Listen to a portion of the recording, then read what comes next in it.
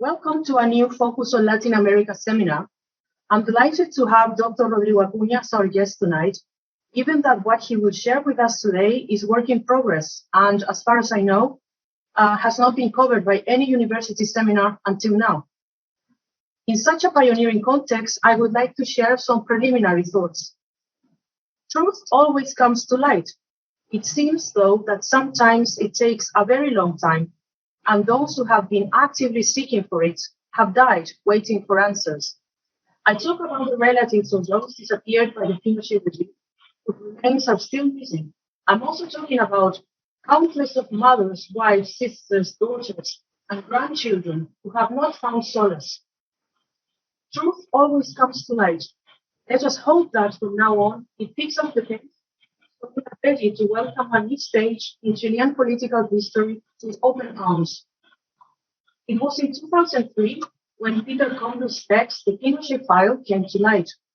For many of us raised in Chile as children and adolescents in the 1990s, it was all too common to hear that any US involvement in the 1973 coup was a communist lie. It took 30 years since the coup to be able to find a source quoting declassified documents that confirmed that the Nixon administration wished to prevent Salvador Allende from being elected, or to overthrow him through coup d'etat in case he was indeed elected.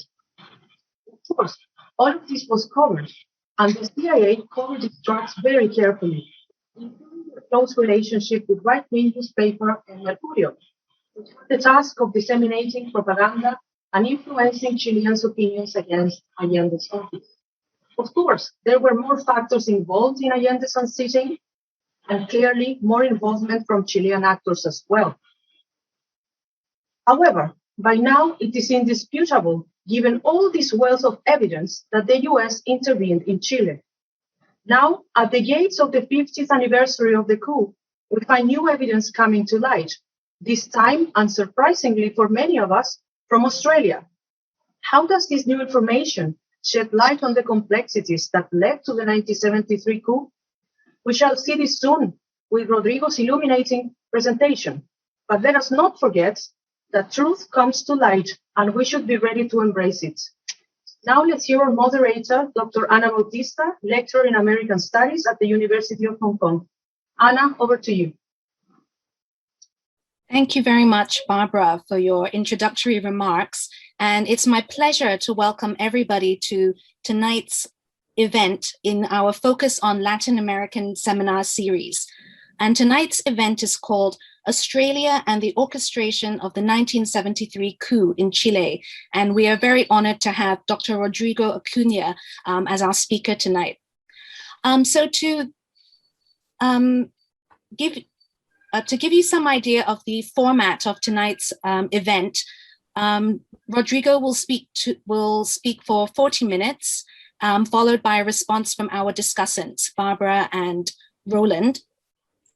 And after that, we will open up to everyone for Q&A. So before we begin, if I can give a brief introduction of our speaker and our two discussants tonight. Dr. Rodrigo Acuña is an independent journalist who writes on Latin American politics and is the host of Alborada's Indestructible podcast. He holds a PhD from Macquarie University, where he also worked as a lecturer for several years. Rodrigo has been interviewed in the Australian Broadcasting Corporation, SBS Radio, Spanish, Al Jazeera, London, Sputnik, Montevideo, Radio Adelaide, Tucer, Telesur, English, Venezolano de Televisión, and The Wire. And if I can just introduce our two discussants for tonight. Dr. Barbara Fernandez-Meleda is Assistant Professor in Latin American Studies at the University of Hong Kong.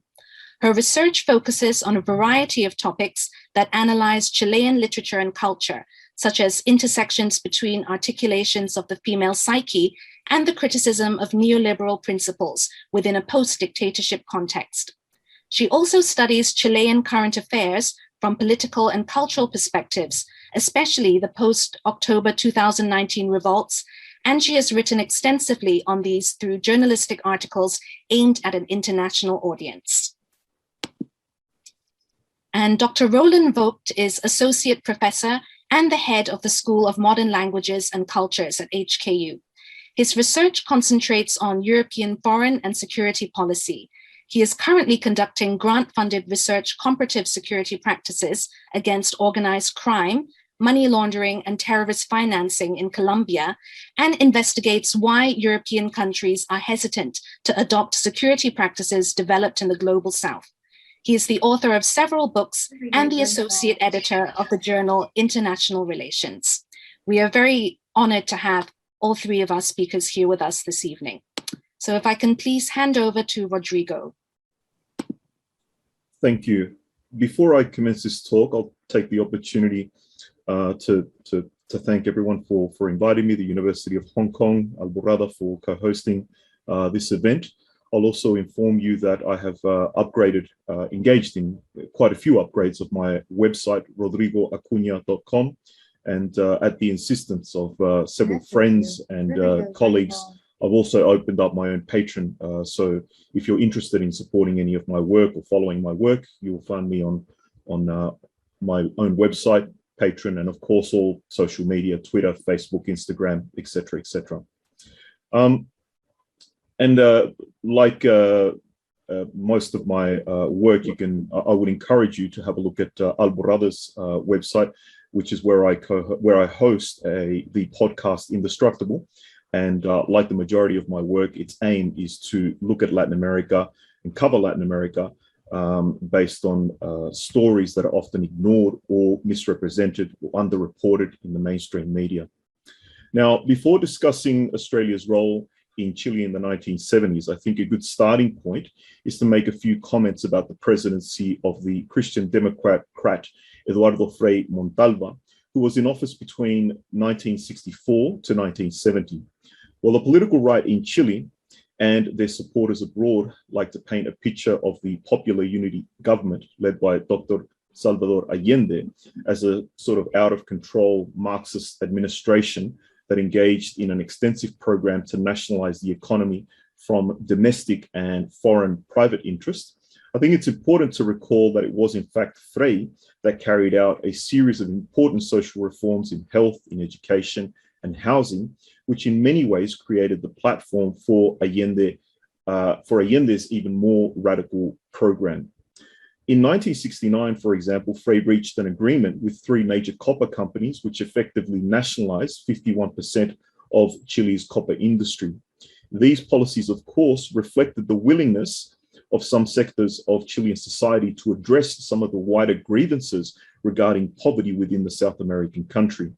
In a similar manner, though, it's important to note that while the Christian Democrats were willing to engage in some reforms, they likewise had a long track record of working with the United States, in particular the Central Intelligence Agency, the CIA, in order to help them defeat Allende's numerous attempts to win the presidency. During the 1964 presidential election, for example, according to the National Security Archive based at the University of George Washington, the CIA, and I quote, the CIA spent a total of $2.6 million directly underwriting the campaign. In addition, an additional $3 million was spent on anti-Allende propaganda activities designed to scare voters away from Allende's coalition.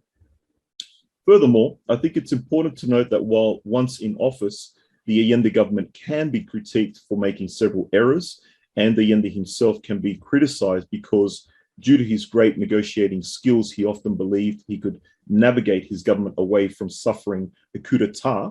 His nickname, after all, was the Golden Wrist.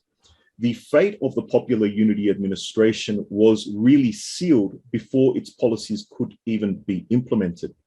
This was evident 2 days into the Allende government as US President Richard Nixon on November 6, 1970, convened his entire National Security Council to discuss ways to, and I quote, bring Allende's downfall, end quote. I quote again, our main concern in Chile is the prospect that he, Allende, can consolidate himself and the picture projected to the world will be his success, said Nixon. The US president added, quote, no impression should be permitted in Latin America that they can get away with this. that it's safe to go this way. Other famous quotes from this period are Nixon's own words that he wanted to make, again, quote, the Chilean economy scream, meaning seriously restricting international credits to the popular unity government through numerous global financial institutions like the World Bank, where the US had considerable clout. Another quote which comes to mind is that of US Secretary of State Henry Kissinger, who declared, "I don't see why we need to stand idly by and watch a country go communist due to the irresponsibility of its own people.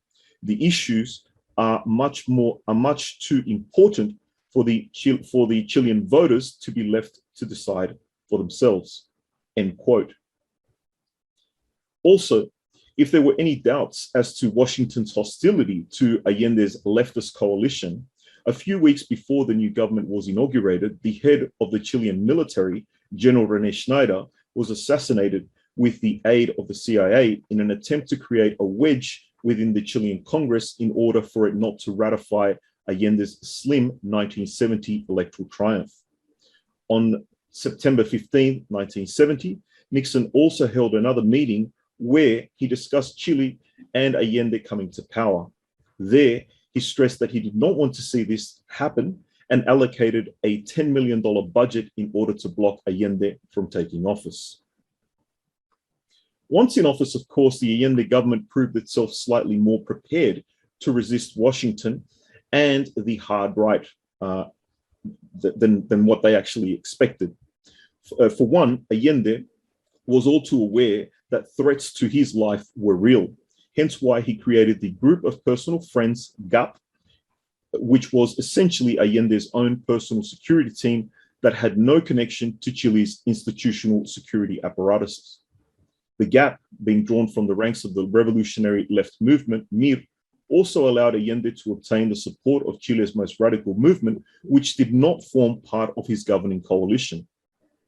Now, because of the fact that Allende's people proved themselves capable of monitoring the activities of the CIA in Chile, it was then that the CIA put in a request to obtain the support of the Australian Secret Intelligence Service, ASIS, in order to create a coup climate, the key term used in the recently declassified ASIS documents, confirming for the first time on June 2nd, 2021, that Australia was in fact involved in Allende's overthrow.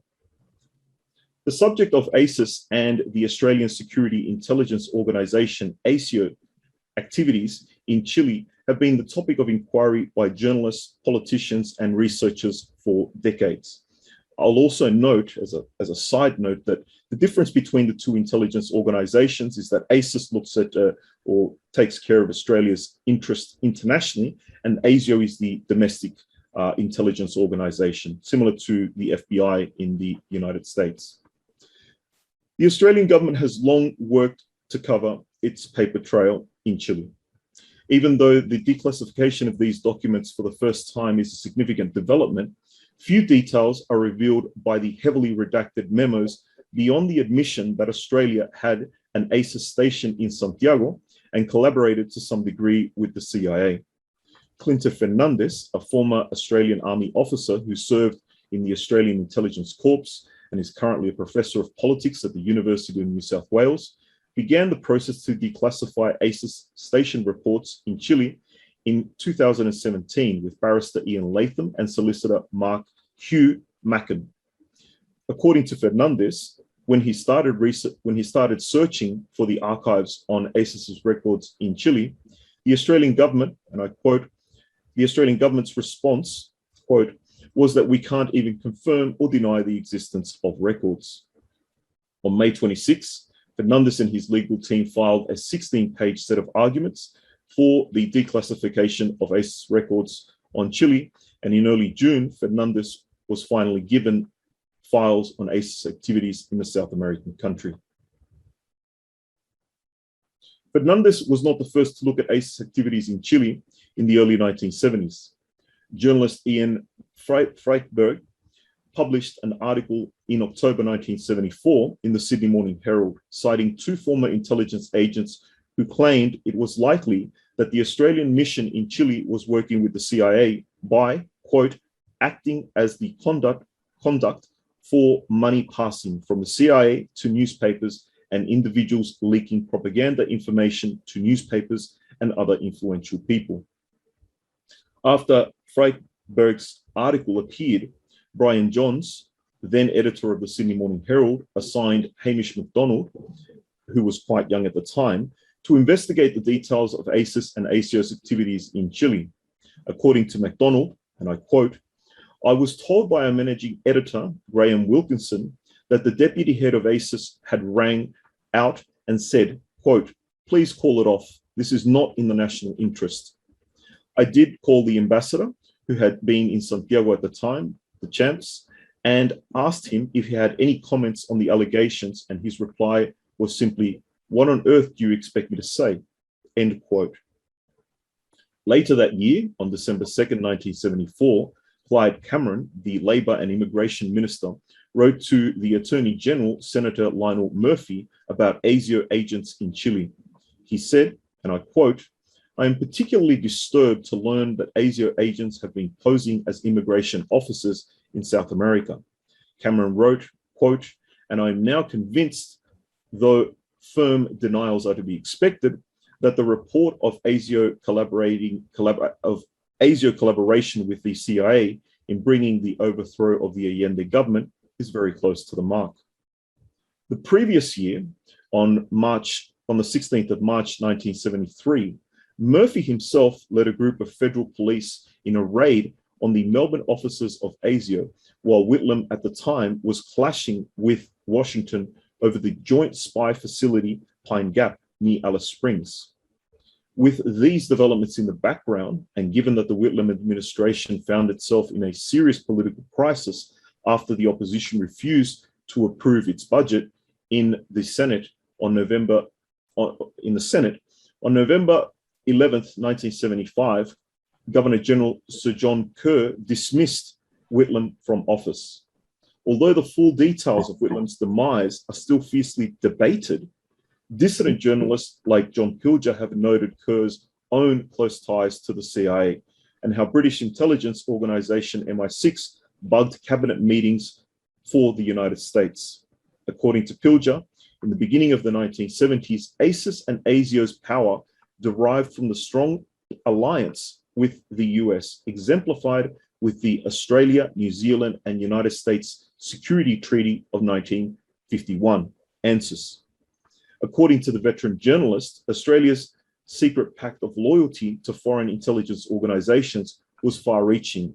As to many in the ASIO bureaucracy, headquarters was not in Canberra, but in Langley, Virginia, home of the CIA. That's a direct quote from Pilger. If we are to go back further in Australian history, it's important to recall the position of another Prime Minister towards the country's intelligence organizations.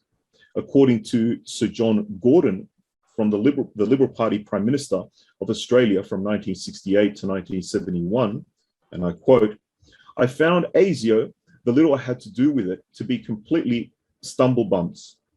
They tell you things and then say, no, it's not right, correct this. And then we had to correct it again until I gave up relying on them for anything," end quote. Gordon's comments were made in Marianne Wilkinson's groundbreaking 1983 documentary titled Allies, which looked at the role of the United States and the CIA's influence on Australian politics. References to Australia's role in Chile were also made, in particular, Minister Clyde Cameron's comments, which I have already cited. In 1977, a Royal Commission into Australia's intelligence and security, popularly known as the Hope Royal Commission, was tabled before the Australian Parliament. At the Commission, Prime Minister Gough Whitlam stated, and I quote, "It has been written, and I cannot deny it, that when my government took office, Australian intelligence personnel were working as proxies of the CIA in destabilizing the government of Chile," end quote. In 1983, Seymour Hersh published a biography on the ex-US Secretary of State Henry Kissinger titled The Price of Power. In that book, the New York Times investigative journalist claimed that since the CIA was aware that its agents were under close surveillance by the new Allende administration, Washington turned to its allies, in this case, Australia. By 1971, Hirsch argues that the CIA station in Santiago, quote, was collecting the kind of information that would be essential for a military dictatorship in the days following the coup. List of civilians to be arrested, those to be provided with protection, and the government installations to be occupied immediately. A year later, Australia, quote, agreed to monitor and control 3 agents on behalf of the CIA and relay their information to Washington. Now, that quote, that section from Hirsch's biography on Henry Kissinger, I think is perhaps one of the most insightful points made on what Australia may have been doing in Chile, because as I will explain later on, we still have far more questions as to answers in terms of the technical details of how these Australian agents were working within Chile. I'll just have a little sip of water and we'll continue.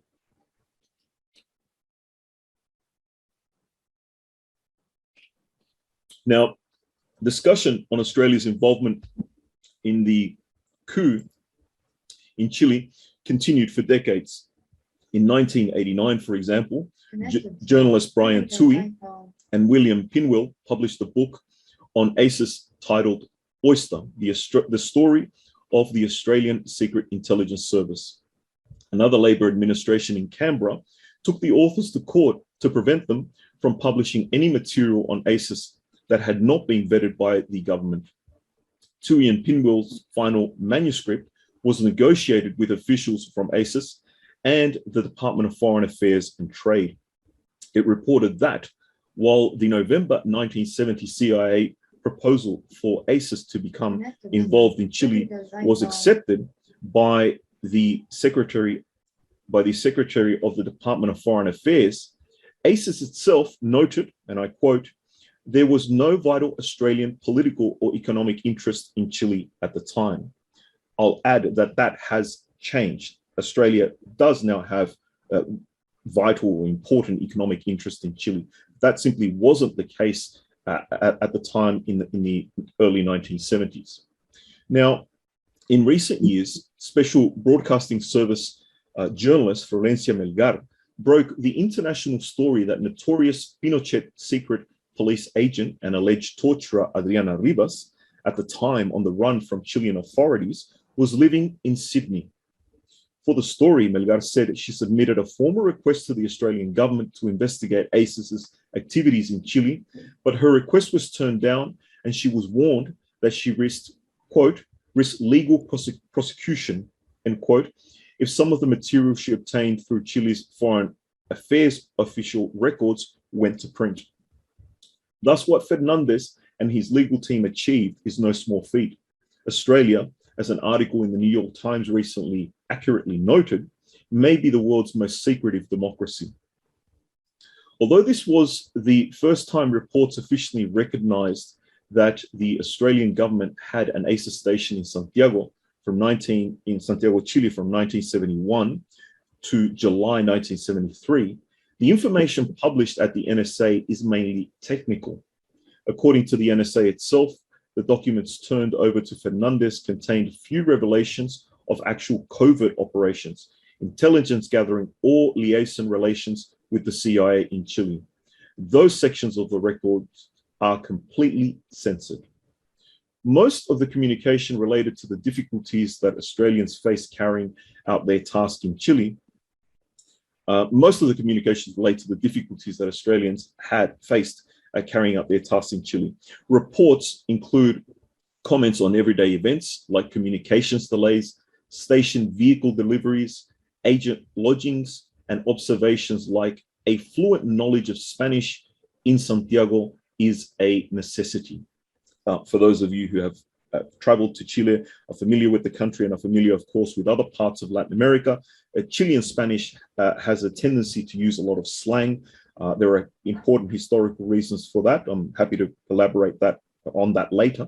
But I can see and myself, when I used to work at Macquarie University, many students would say, oh, we find Chilean Spanish to be particularly more challenging than other types of Spanish in Latin America. So I can see how that would have made its way into these reports. Now, according to Fernandez, another document notes the difficulty ASIS had in getting a safe, while, and I quote, there are several mentions about how beautiful Chilean women are. Mundane information, technical information, and other stuff that they just decided to write down in these reports. Now, despite these seemingly insignificant reports, in an April 1973 memorandum states that if Australia's role in Chile at the request of the CIA became public, Prime Minister Whitlam would, and I quote, find himself in an extremely difficult political situation, as quite clearly it would be impossible for him to present the MO9, that was the code name for ASIS's station in Santiago, impossible for him to present the MO9 presence in Santiago as being in the direct Australian national interest, end quote. The importance of the April 1973 memorandum cannot be understated. Domestically, Whitlam came to power with the support of a huge movement against the war in Vietnam. Once in office, this was the most progressive administration Canberra had seen in decades, promoting a wide range of social policies. If Australia's activities in Chile had become discovered during Whitlam's term in office, a section of his own labour base could have become hostile. By July 1973, the ASIS station was allegedly disbanded, although NSA documents indicate that, and I quote, one ASIS agent reportedly stayed in Santiago until after the September 11, 1973 military coup. During the time that this final Australian ASIS agent was allegedly in Chile, leftists were being violently tortured and executed by the Chilean military. Peter Cornbull, the director of Cuba and Chile documentation projects at the NSA, would not speculate on that agent's activities. That information, said Cornbull, and I quote, is contained in still classified documents that the Australian government should release for the verdict of history. In November, former Pinochet secret police agent Rivas will return to the federal court in Sydney to continue fighting her extradition. She is wanted by the judicial system in Chile for the alleged kidnapping and disappearance of 7 members of the Chilean Communist Party. Rivas, a former member of the Dirección de Inteligencia Nacional, the Directorate of National Intelligence, DINA, and the personal secretary of Manuel Contreras, the head of Chilean intelligence from 1973 to 1977, has already lost 2 appeals. The eventual conclusion of her case could set a precedent. The DINA, according to the Chilean journalist Juan Cristobal Peña in Los Malos, the Bad Ones, was responsible for the majority of almost 3,000 dead and 40,000 tortured and political prisoners which the Pinochet dictatorship left. According to Peña, Rivas studied at the Escuela Nacional de Inteligencia de Maipo, the National Intelligence School of Maipo, and completed an intelligence course at the Tejas Verdes barracks, led by Ingrid Olderrock, a specialist who trained dogs to rape prisoners. Manuel Contreras, the head of the DINA and the second most powerful man during the dictatorship, was Rivas's commander. According to Rivas, Contreras was an excellent person and excellent boss. Those are direct quotes. When Contreras died in 2015, he was serving a prison sentence exceeding 528 years for kidnapping, forced disappearance, and assassination of Pinochet's opponents. According to the Australian journalist Juan Miranda, there is, and I quote, real proof that other members of Pinochet's secret service could be living in Australia, end quote. Miranda claims these possible members of the regime are being investigated, and at some point their presence will be raised with Australian authorities. Speaking to another Chilean-Australian journalist, I've been informed of previous efforts by members of the local community to inform authorities of the presence of numerous members of the Pinochet regime residing or having attempted to reside in Australia, with almost no official response being provided by the government. I'll just have another sip of water.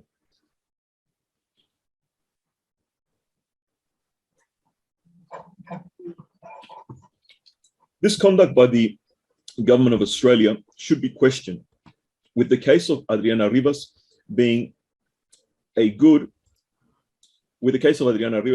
example as to how someone with her profile ever even made it into the country. For those of you who are somewhat familiar with Australian history, this conduct, of course, should come as no surprise, as Frank Walker noted in his book Traitors, how Australia and its allies betrayed our Anzacs and let Nazis and Japanese war criminals go free. In that work, which was recently published, I think 2 years ago, in that work, Walker notes that not only were Nazi and Japanese war criminals let go, many were even encouraged to resettle in Australia. Diego Andrés Peñalosa Pinto is a 28-year-old law graduate from the University of Western Sydney, whose family immigrated to Australia from Chile in order to escape political persecution. Several of his family members were disappeared or killed by the Chilean secret police. I quote, "It is concerning and disappointing to know that the Australian taxpayer was duped into funding Australia's involvement in the toppling of a democratically elected government," end quote, said Peñalosa after ASIS's activities in Chile were confirmed. Peñalosa's mother, Sandra del Carmen Pinto, added that it saddens her, quote, "that the country that gave me so much helped people that took so much from me," end quote. It must be remembered that the case of the Peñalosa Pinto family is one of thousands. Here in Australia, I think it's fair to state that while some Chileans left their country of origin during the Allende government, this exodus was dwarfed after the coup in 1973, effectively establishing one of the largest Latin American communities in Australia until this date. According to Melgar and Leighton, and I quote, "In February 1974, 5 months after the coup, for example, ASIO informed that there were 19,000 migrant applications from Santiago, many of them presumably in danger of their lives," end quote. In total, it is understood that the Pinochet regime, which the United States and Australia helped come to power, executed 2,300 people, imprisoned and tortured more than 38,000, while over 1,000 victims are still missing. Today, together with more than 250 Chilean Australians, Pinto has added her name to an open letter sent to Australia's Minister of Foreign Affairs and Trade, demanding that the Australian government apologise for its participation in the overthrow of the Allende government. The open letter also requests that the government of Australia declassify all necessary files regarding ASIS and ASIO's activities in Chile in the early 1970s. Although this work led to the Australian government admitting that ASIS's role in the overthrow of Allende, although his work, Fernandez has few hopes that he will ever see the full declassification of Canberra's reports on Chile or countries like East Timor and Cambodia. If those reports were published, Fernandez is sure that they would show Australia's intelligence agency's total immersion in the CIA's activities. I must here make a note that Fernandez was originally following the paper trail of Noel Deschamps, who was the Australian ambassador in Chile in the early 1970s, but previously he had been the ambassador in Cambodia, where there's also allegations that Australia helped foster a coup d'etat in Cambodia. Now, in a similar manner, I think it's important to turn to Fernandez's work regarding the role of the United States itself plays in Australia, as I earlier touched upon in this talk.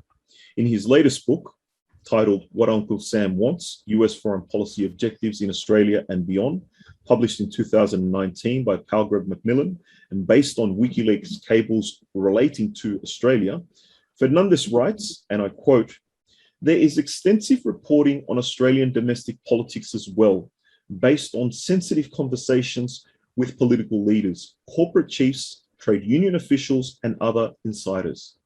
US diplomats are regular visitors to Parliament House in Canberra. One former Australian Labor Party staffer has said they were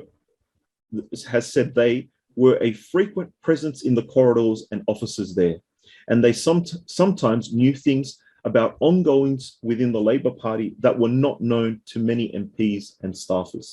End quote. This keen interest by US diplomats in Australian politics goes further than simply wanting to keep the pulse on the Labor Party should another leader arise that might challenge the Australian-US alliance. Whitlam himself used to say he wanted to, quote, "buy the farm back," since, according to Pilger, a foreign power should not control his country's resources and dictate its economic and foreign policy, end quote. Unfortunately, as Fernandes notes, you can't have an independent foreign policy when you have a dependent economy, as indeed vital sectors of the Australian economy are integrated into the value chains of US corporations.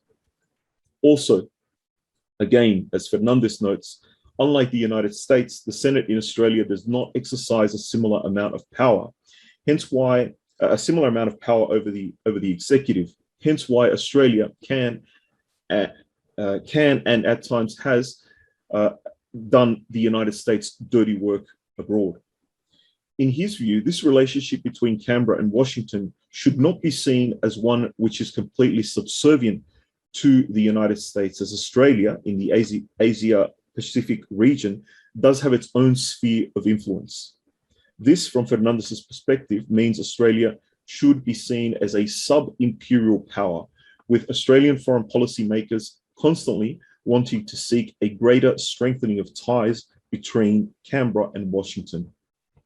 More recently, in fact, last month, the Australian government signed the new Strategic Defence Alliance, AUKUS, with the UK and the United States to build a series of nuclear-powered submarines and deepen cyber and artificial cooperation. There's also cooperation there regarding space.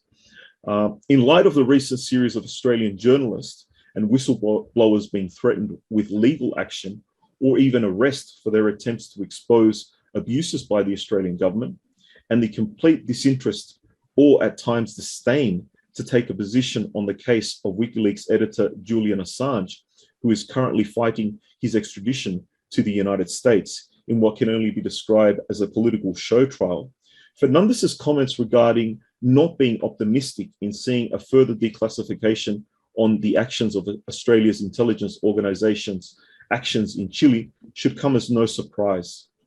Australia's secretive nature and who its key international allies are has largely remained unchanged since September 11, 1973, when President Allende was violently removed from office in Chile.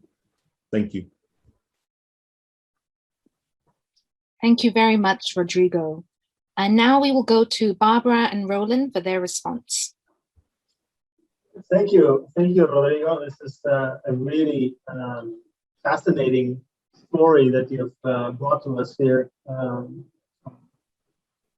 both from the Chilean end, but also from the Australian end. Barbara was mentioning earlier that the truth will always come out, and it's a very uncomfortable truth. And I think this is really that shows that transpires well through here. So it's like it creates uncomfortable questions on the Chilean side about foreign involvement in one of the most painful episodes of its history. But it also raises a lot of questions in Australia. I remember from myself, I spent a year in Australia back in the early 2000s, and I think the ordinary Australian does not have this on their radar screen to really appreciate what kind of role Australia plays in this bigger intelligence network. So, maybe it's also interesting to know there's Australia is one of the countries that belongs to this Five Eyes consortium that links American intelligence with British intelligence, Canadian, Australian, and New Zealand. And they all play a very unique role. And arguably, there's some sort of, almost like a little bit what Rodrigo mentioned, there's some sort of outsourcing of dirty work happens within that network.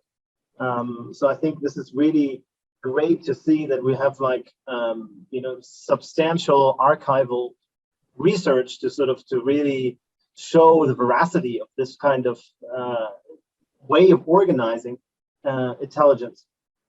One other interesting angle, and this is something that is like, I want to basically like my comments or my thoughts really go into two different directions. One is to sort of say like,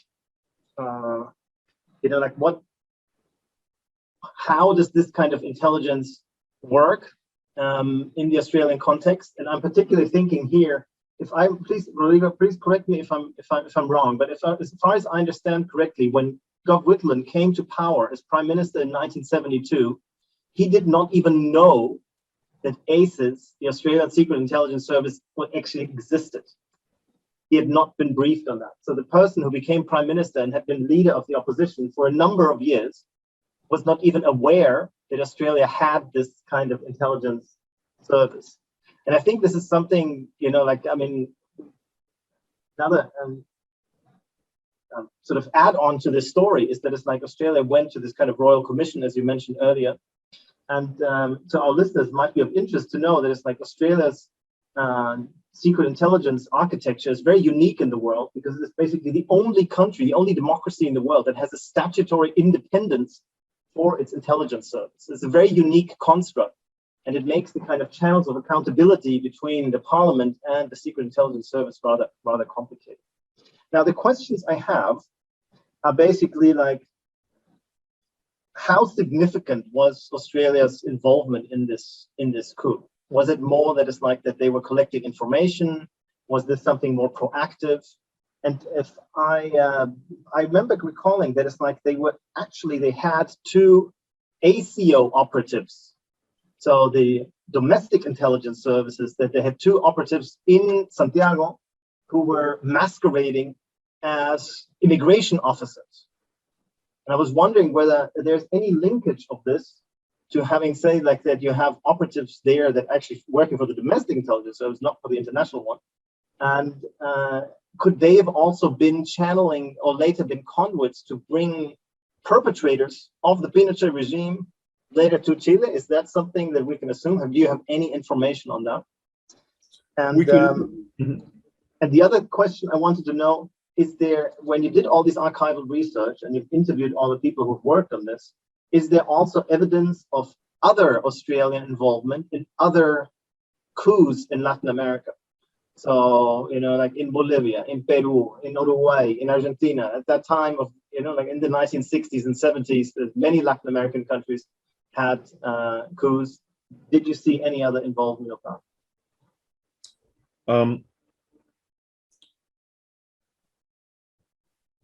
The immigration minister, Clive Cameron, did note that ASIO agents were stationed throughout South America. My understanding is that they were in Peru and certainly in other embassies. Could they have been involved in facilitating other coup d'etats in Latin America? I would not discount that. I think that certainly is a possibility. But I think in the case of Chile, they were brought in precisely because Allende's intelligence organizations were heavily monitoring the CIA in Santiago. You had a previous question which has now just escaped my mind. Yeah, so is there evidence of these kinds of other involvement in other coups?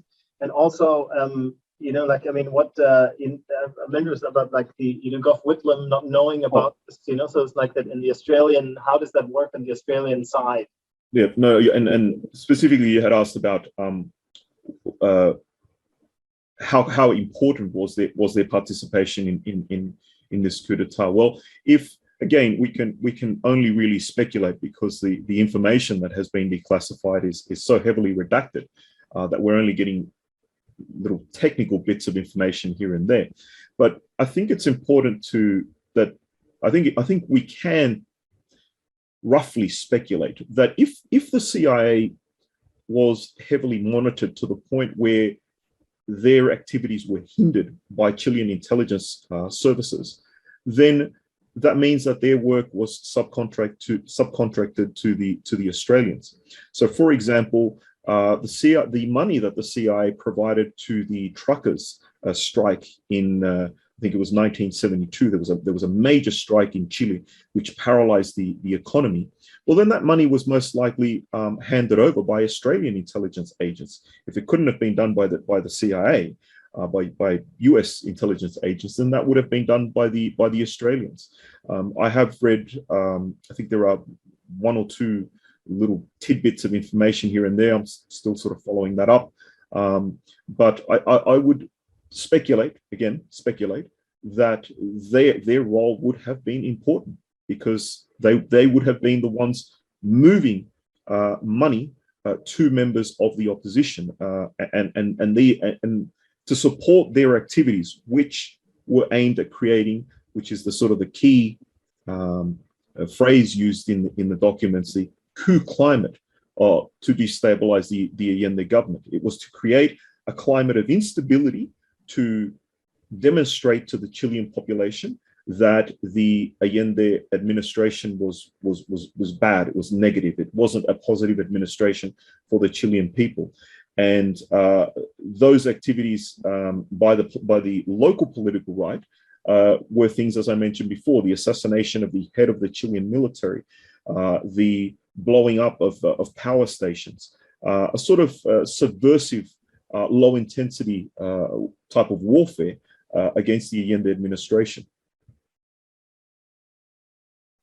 I also think, I remember from the Nixon papers, there was a quote that I think what happened just after the coup, after September 11th, where Kissinger comes to his office in the White House and basically says, oh yeah, we're we're involved, but our hand won't show.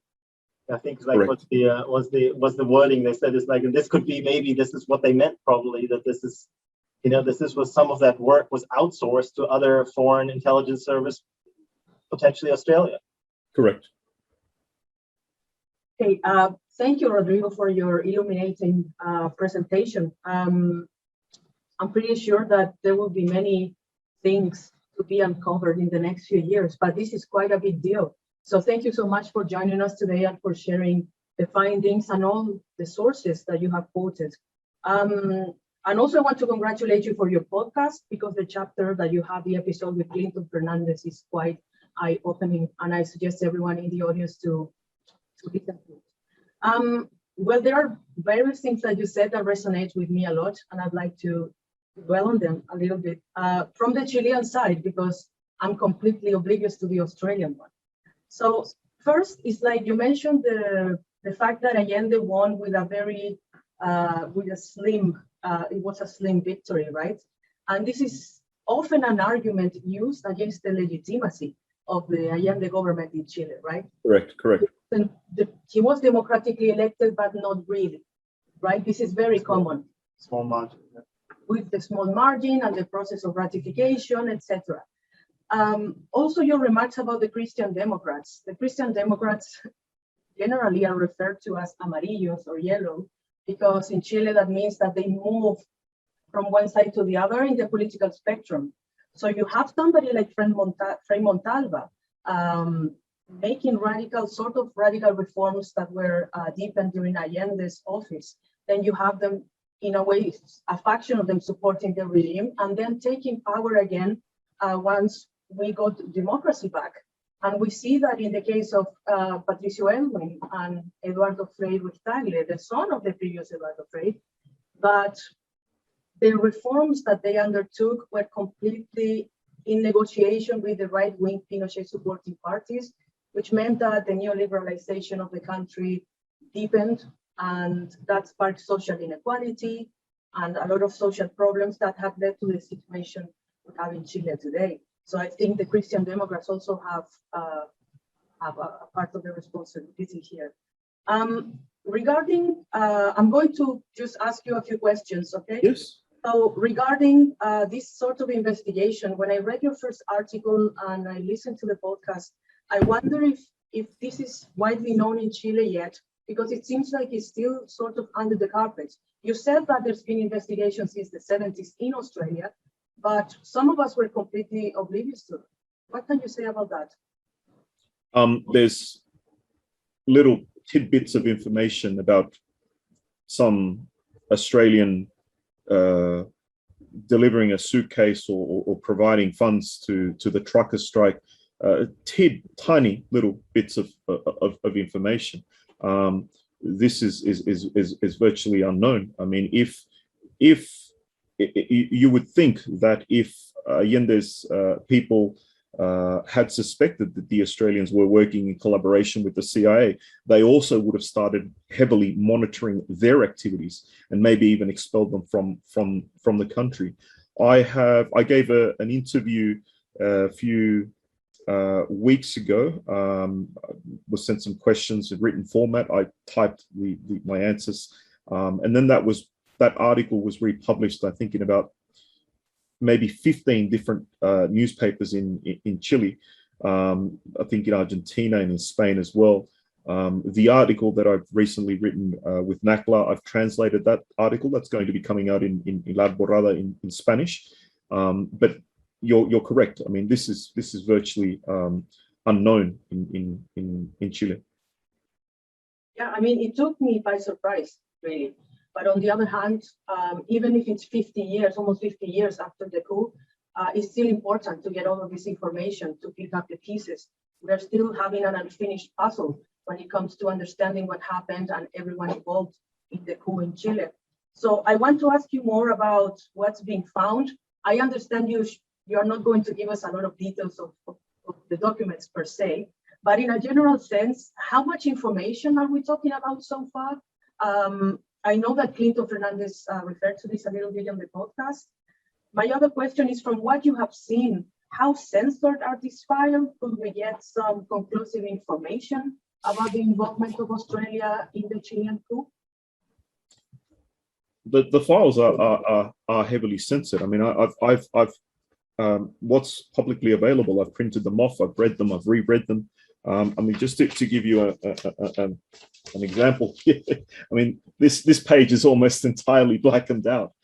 This is the sort of stuff that we're dealing with, because Australia has historically participated in almost every foreign conflict that the United States has been involved in, and the response of the Australian government to questions, to queries about its activities overseas, whether it was in Vietnam, whether it was recently in Syria, for example, has always or generally been to engage in denial or provide, again, very, very little information. But you can find the Australian hand in many, many foreign interventions by the United States. I mean, Australia has what's called the SAS, which are an elite unit of troops, military troops, and they will engage in carrying out sort of reconnaissance missions.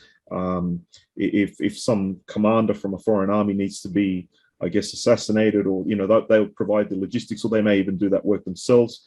They're specialized, they're technical people. So again, Australia's involvement, you can find the Australian hand in numerous US interventions. Now, publicly, I guess a greater amount of scrutiny regarding these activities have never really taken place, with the exception of the anti-war movement, the anti-Vietnam War movement in the 1970s, because generally the Australian public is very supportive of the Australia-US alliance. You have to remember that Australia was a former British colony, and that alliance was perceived as being fundamental, crucial to the survival of the Australian colony.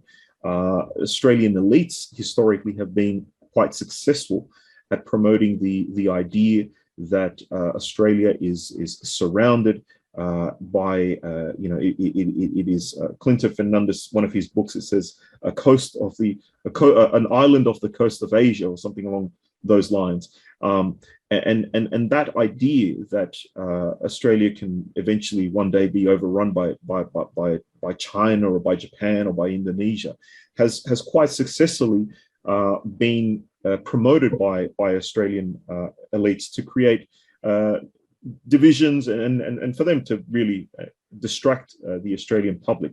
Now, there have been exceptions. I mean, there was a Prime Minister, Paul Keating, in the 1980s, a Labor Party Prime Minister, and he heavily promoted trade and cooperation with Asia.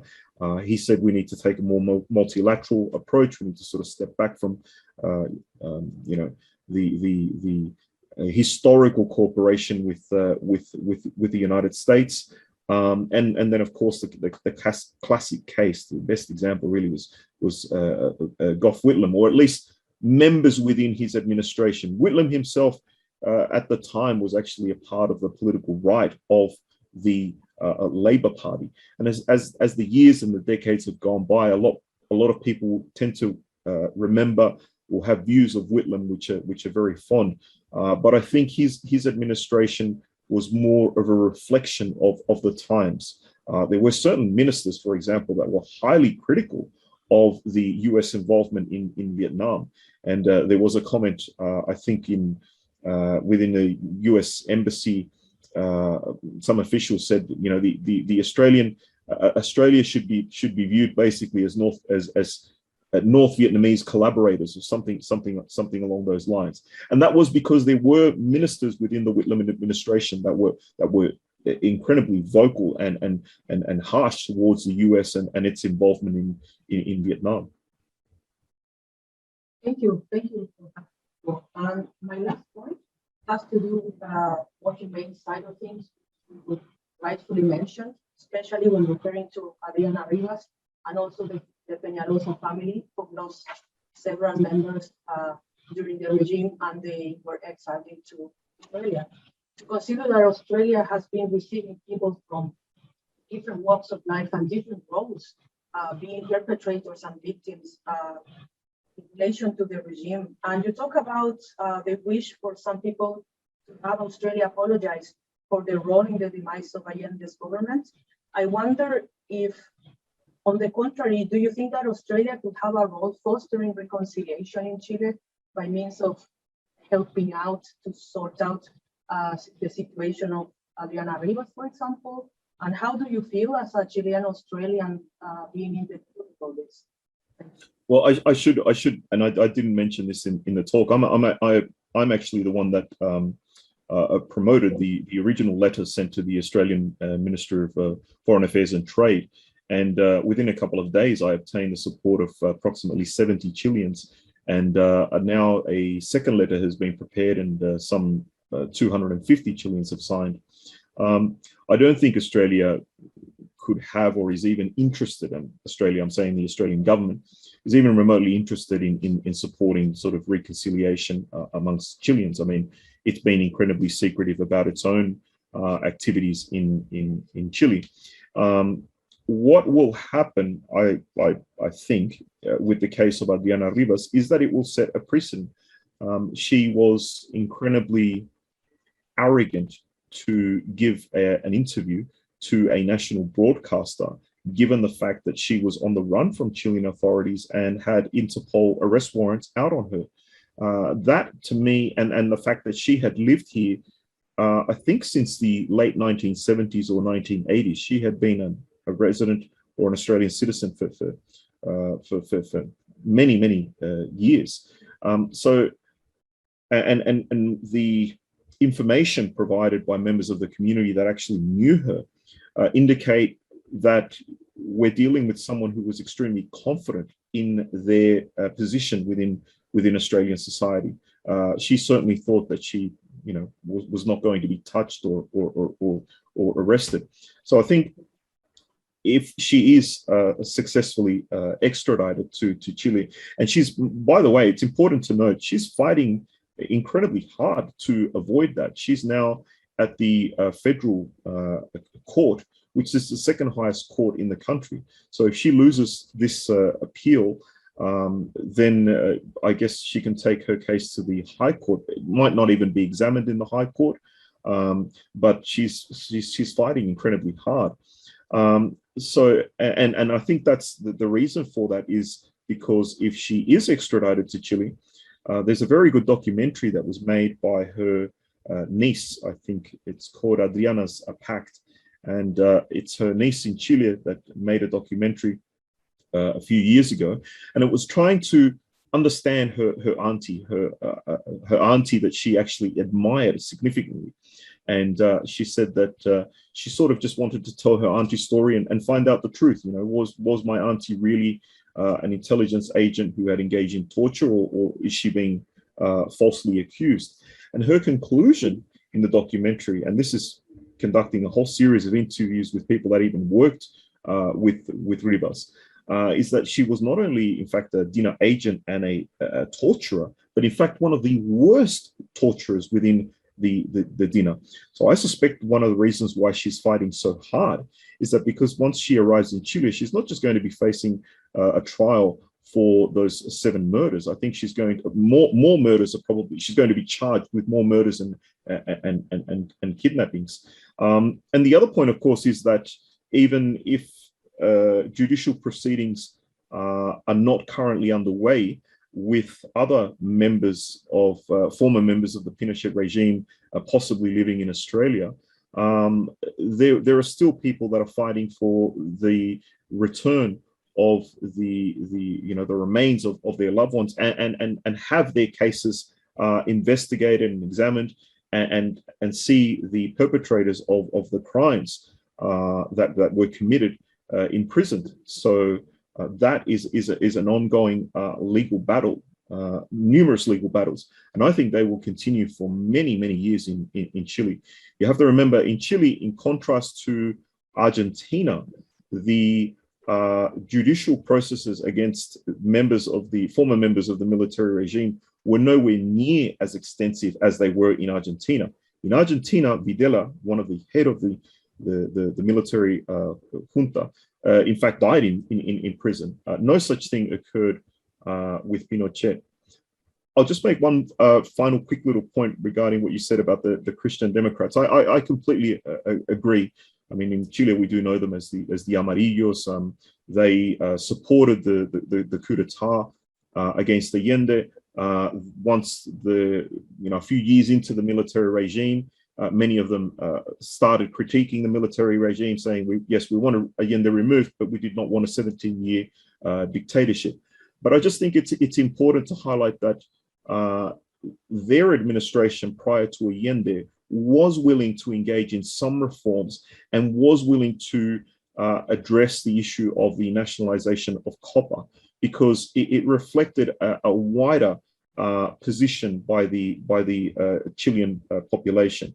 And the final point is that what's interesting is that despite the economic warfare that was declared on the Allende administration and the destabilization campaign, at the last congressional elections, the Popular Unity government actually increased its percentage of votes. So they were, even under a considerable strain, they were strengthening their electoral position. So I think that's something that the political right and the United States were aware. They did not want to see a successful leftist administration govern in Chile and become a possible example to other South American countries in terms of them attempting to control their national resources. I think we will invite questions from the audience. So please feel free to use the chat box function, or if you would like to ask your question directly, maybe you can indicate by using the raise hand function. We have a question from Michael. Hello, can you hear me? Yes. Okay, my question really relates to Rodrigo is related to the potential arrest of Pinochet in London, which was blocked by America through Thatcher and Blair. What was the response to that? There was a warrant out for him. I mean, what does Rodrigo know about that? Because I'm in Hong Kong, obviously, so I knew about it. I read about it with keen interest. But I'd like to know more about the background to that, because there was a very good opportunity to arrest Pinochet, and it was blocked. I'm of the view that there is almost a pattern in when it comes to major cases in international courts regarding war criminals, former dictators, etc., etc. I think it's becoming apparent that often the people that end up in these tribunals are official sort of enemies of the West, of the United States. Now, that's not to say that they aren't, war criminals, have engaged in war crimes. That's not to say that at all. But it complicates things. It will always complicate things for the United States and its allies if people like Pinochet end up at The Hague, because the ones that are going to be embarrassed, heavily embarrassed, are going to be precisely Washington, London, Canberra, etc., etc.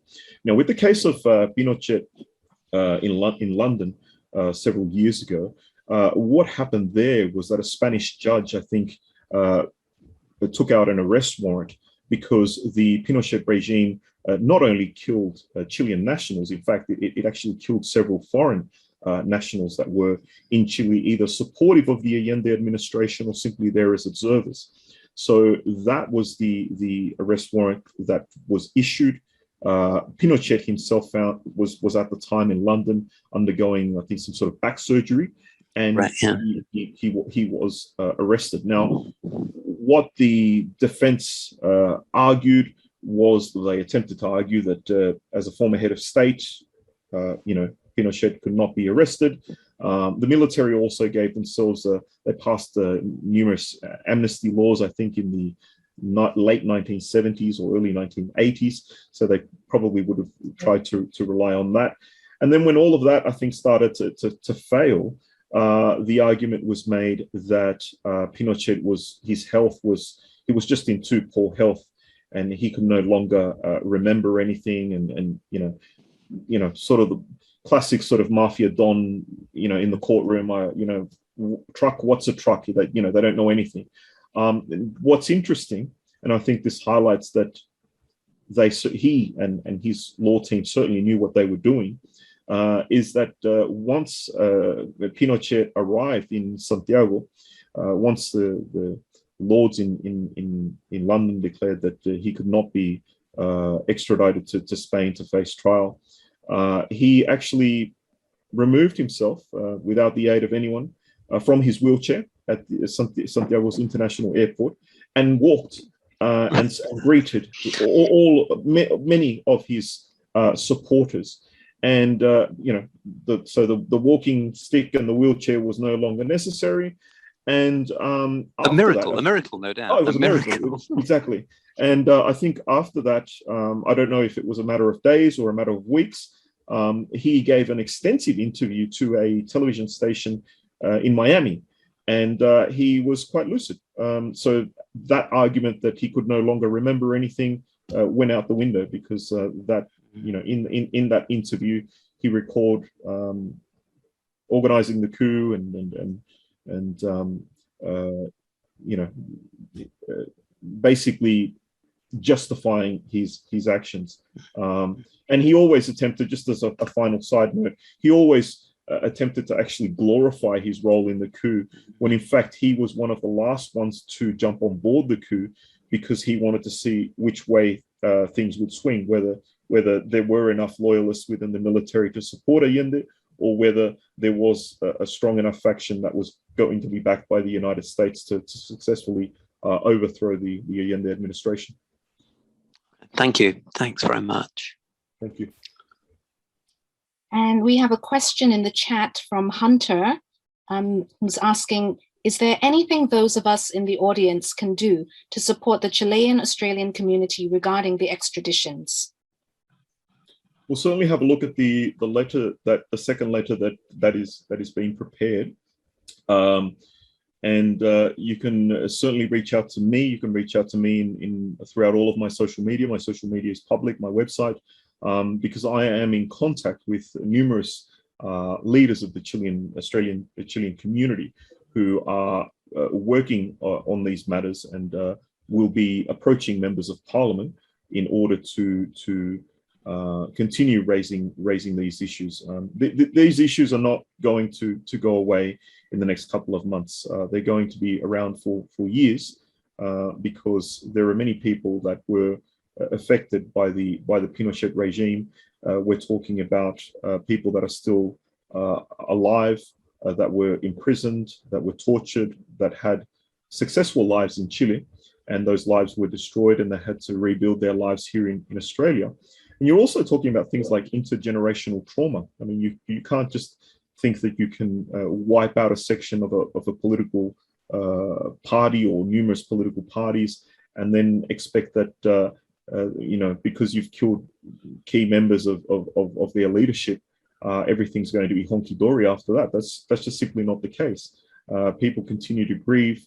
People continue to have numerous sorts of traumas.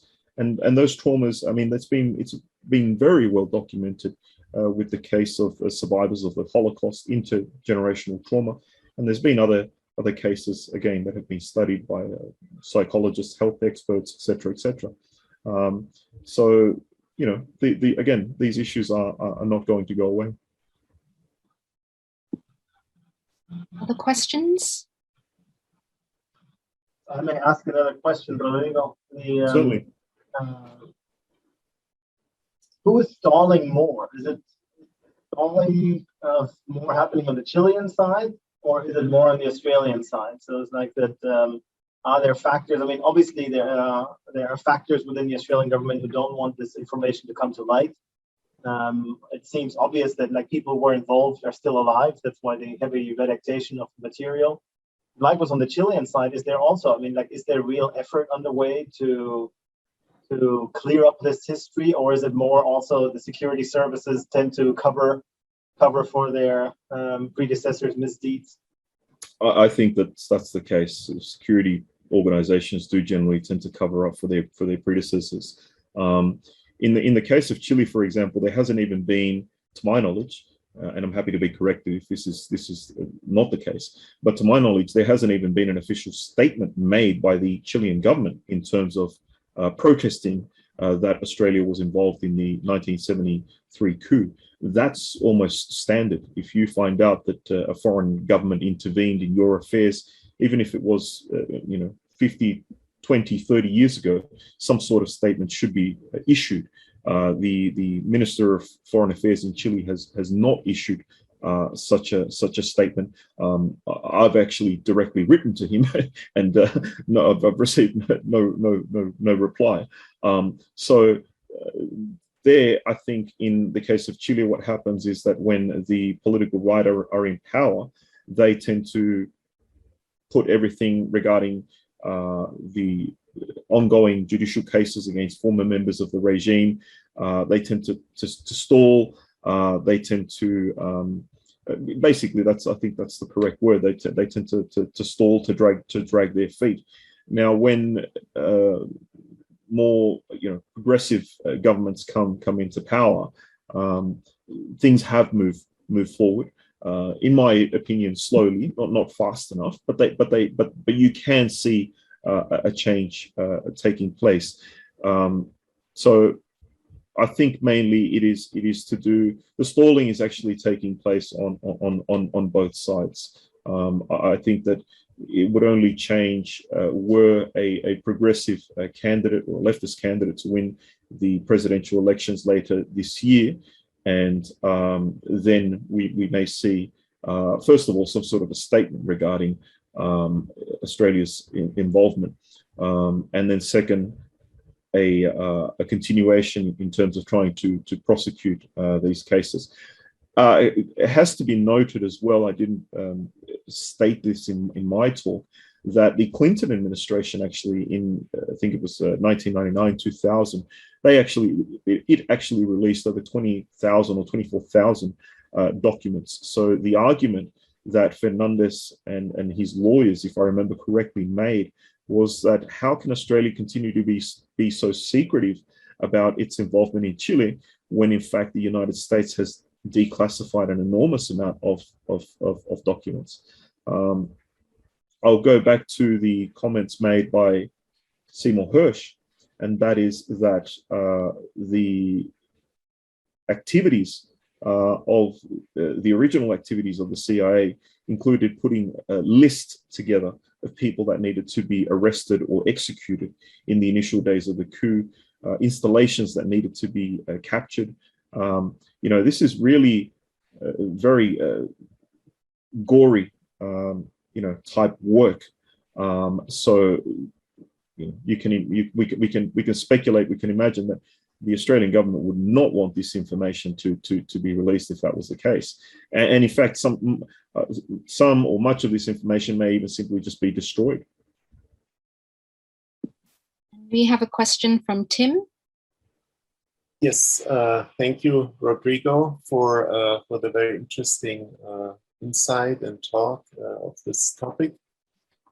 So from the US perspective, the interference of the US government in Central America and South America, especially the overthrow of the Allende regime, is a frequent talking point, of course, of the left when it comes to criticizing foreign policy activities overseas from the United States government for decades, whether related to Latin or South America or not, as a key evidence for hypocrisy of American policy abroad, right? So I'm wondering, in Australia, has this ever been taken up by the left as a point of criticism? Or right now with this, I understand this is mostly new information, new revelations. How is the reaction now with the in regards of criticizing the government? I mean, does that, if Australian government looks to the example of the United States, that would in part also explain the redactation of the documents and the fear that this could similarly be used with good reason, of course, in Australia. How do you see this going forward in terms of how this information, will it play a role, or is this a minor issue in Australia, or do you this similar as what we've seen in the United States? I think it will always be a minor issue because, first of all, Australia is an incredibly parochial society. You have to remember that Rupert Murdoch, before he created his media empire in Great Britain and then his current mega empire in the United States, Rupert Murdoch is actually Australian. He created his empire here in Australia. So what that, or the results of that process is that there was a considerable shift in the political debates within the country. So take, for example, I quoted journalist John Pilger. John Pilger has won numerous international awards. You don't, like everyone, we don't necessarily have to agree with everything that they say, but he is a serious journalist. When you win awards by the United Nations, then okay, you must be doing something right. He's treated almost like I don't know how to put this politely, but he's viewed with almost complete disdain by vast sections of the political commentators in this country. And it's precisely because he's the type of journalist who has asked some very uncomfortable questions. So based on how he has been treated and excluded, he's been working in the United Kingdom for many years now. Other journalists tend to take caution or take a more sort of precautionary approach when it comes to discussing very sensitive approaches, very sensitive topics. Now, going back to the point that I made about Australia being a parochial society, of course, the United States is within the Americas. I mean, its neighbor to the south is Mexico. It has a significant population, which is of Hispanic origin. Pardon me. So there's all that filters itself into the public discourse. If a coup takes place in Guatemala, it might be Guatemala, it might be a very small country in Central America, but there will be Guatemalans in the United States. If something happens in Chile, Argentina, etc., etc., and given the fact that Latin Americans predominantly speak Spanish, we can all communicate with each other. We can and do support each other in denouncing these interventions. So there is just a different dynamic taking place in the United States. Has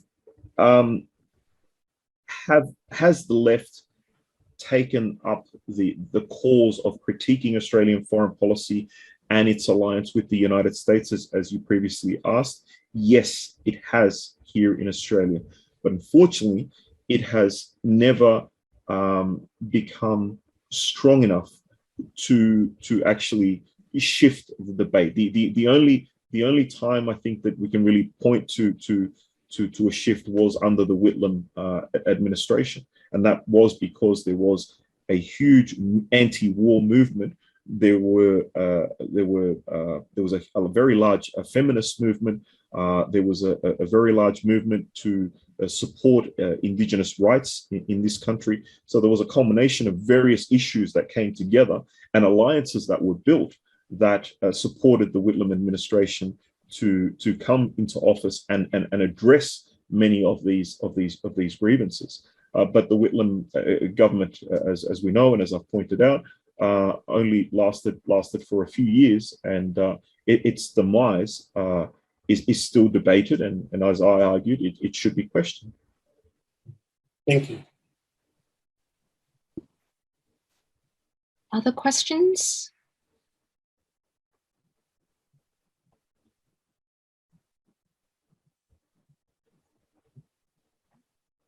I think we have time for one more question. If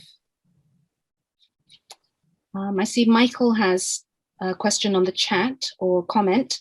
John Pilger's investigative journalism is second to none. He is a valuable source of one wants to know what is really going on in the world. I wouldn't disagree with that. Thank you. Venezuela, his documentary on Venezuela and the coup against the Venezuelan government by the CIA was superb, I thought. All of his work, I think, should be viewed, should be examined. Yes, voices like that, unfortunately, are few. They're inconvenient truths. I Correct. guess they're often called, yeah. Any final questions or comments?